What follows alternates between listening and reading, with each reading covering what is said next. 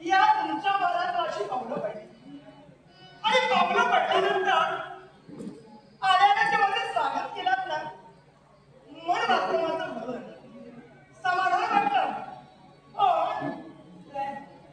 माझी पावलं तुमच्या मनात पडली आणि तुम्हाला पाहता क्षणी आपल्या जीवनात प्रत्येक घटना बदलला.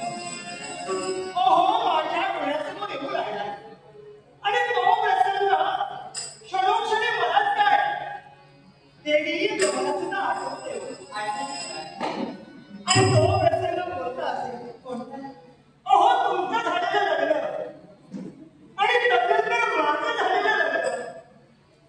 तुमचं लग्न झालं पण माझ्या लग्नाला देवी केवढा तो विरोध हो म्हणे नागकन्येचं आणि मानवाचं लग्न होऊ शकत नाही. केवढा विरोध हो आणि म्हणूनच तर या नियमाला मोठा घालून एका नाग कन्येचा विवाह एका मानवासोबत शेवटी झाला असेल. देवाच्या कृपेने माझं लग्न झालं आणि त्यानंतर माझा विवाह झाला.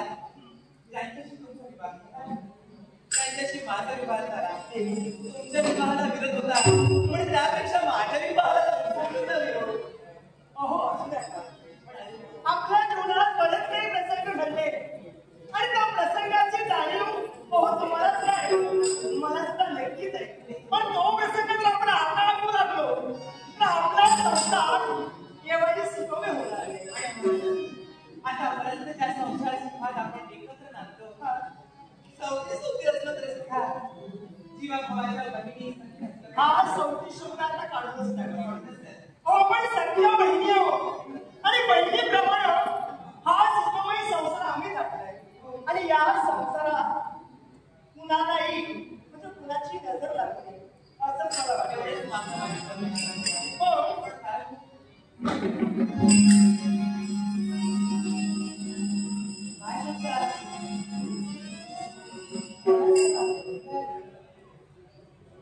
विचार माझ्या बाळाचाही करते. आपला बाळ बघू तुमच्या बाळात नाही. बाळ माझ्या मनात नाही. मला तर वाटतं तो तुमच्या मनात असेल.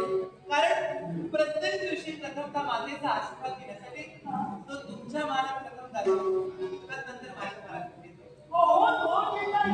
मला वाटतं बाळ तुमच्या मनात गेला असेल म्हणून तर यायला उशीर झाला असेल. माझ्या मनात त्याची भावना पडली नाही आणि कदाचित मला वाटतं ज्यावेळी भाषा मला झाला नाही त्यावेळी देवी नक्कीच तुमच्या मनात मला वाटते. आणि इथं सुद्धा आपला मला दिसत नाही. इथं सुद्धा नाही. गेला कुठं म्हणायचा काय म्हणायचं काय मी किती वेळा तुम्हाला सांगितलंय डोळ्याचा मार्ग त्याला कळत नाही आणि डोळ्याचा मार्ग जोपर्यंत कळत नाही ना तोपर्यंत कसं सांगू तुम्हाला कसं सांगायचं आला. एवढ्या लहान वयात एवढ्या मोठ्या मोठ्या जबाबदाऱ्या त्याच्यावर येत आहेत आणि म्हणून त्या जबाबदाऱ्या पण तो येईपर्यंत नक्कीच